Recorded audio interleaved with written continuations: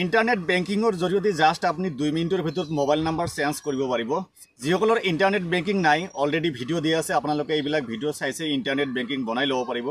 Mobile number change কৰিবলৈ ইয়াতে internet banking log in কৰাৰ পিছত ইয়াতে চাব প্ৰফাইল বুলি লিখা আছে, প্ৰফাইলত ক্লিক কৰিব।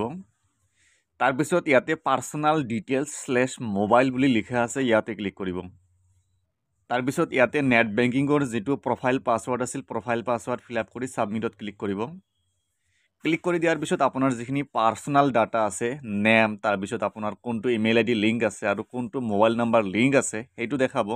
ইয়াতে মোবাইল নাম্বাৰ চেঞ্জ কৰিবলৈ ইয়াতে এটা অপশ্যন আছে, চাব change mobile number through branch, ইয়াতে ক্লিক কৰিব।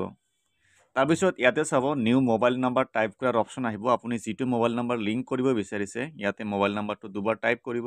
টাইপ কৰাৰ পিছত ইয়াতে ছাবমিট বুলি লিখা আছে, ছাবমিটত ক্লিক কৰিব। তাৰপিছত ইয়াতে এনেকুৱা লিখি আহিব verify and confirm your mobile number, ইয়াতে মোবাইল নাম্বাৰটো শ্ব' কৰিব, ইয়াতে অ'কেত ক্লিক কৰিব। তাৰপিছত বেংকৰ যিটো ব্ৰাঞ্চ হয় ব্ৰাঞ্চটো চিলেকশ্যন কৰি ইয়াতে ছাবমিটত ক্লিক কৰিব।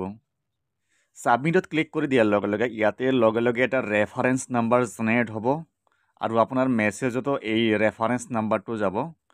তাৰপিছত ইয়াতে এটা অপশ্যন পাব, চাব click hair to download the mobile number change request form, ইয়াতে ক্লিক হেয়াৰ বুলি লিখা আছে, ইয়াতে ক্লিক কৰিব।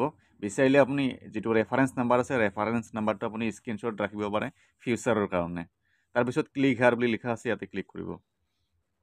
ক্লিক কৰাৰ লগে লগে ইয়াতে এটা PDF ফৰ্ম ডাউনলোড হৈ যাব। এই ফৰ্মটো আপোনালোকক প্ৰিণ্ট কৰিব লাগিব। প্ৰিণ্ট কৰাৰ পিছত আপোনাৰ যিটো বেংকৰ ব্ৰাঞ্চ হয় বেংকৰ ব্ৰাঞ্চত ছাবমিট কৰিব লাগিব। ছাবমিট কৰাৰ 4 ঘণ্টাৰ ভিতৰত আপোনাৰ যিটো মোবাইল নাম্বাৰ হয় মোবাইল নাম্বাৰ চেঞ্জ হৈ যাব।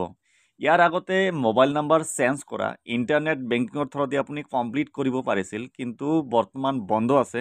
গতিকে আপোনালোকক ইণ্টাৰনেট বেংকিঙৰ প্ৰচেছখিনি কৰিব লাগিব। কৰাৰ পিছত যিটো এপ্লিকেশ্যন ফৰ্ম হয় এপ্লিকেশ্যন ফৰ্মটো জাষ্ট আপোনাক বেংকত জমা দিলে হ'ল, আপোনাক কিছুৱে কৰিব নালাগে। আপোনাৰ 4 ঘণ্টাৰ ভিতৰত আপোনাৰ মোবাইল নাম্বাৰটো লিংক হৈ যাব। তো এইটোৱে প্ৰচেছ আছিল। ইয়াতে বুজি পোৱাত কিবা অসুবিধা হ'লে কমেণ্ট বক্সত কমেণ্ট কৰি জনাবলৈ নাপাহৰিব। ধন্যবাদ।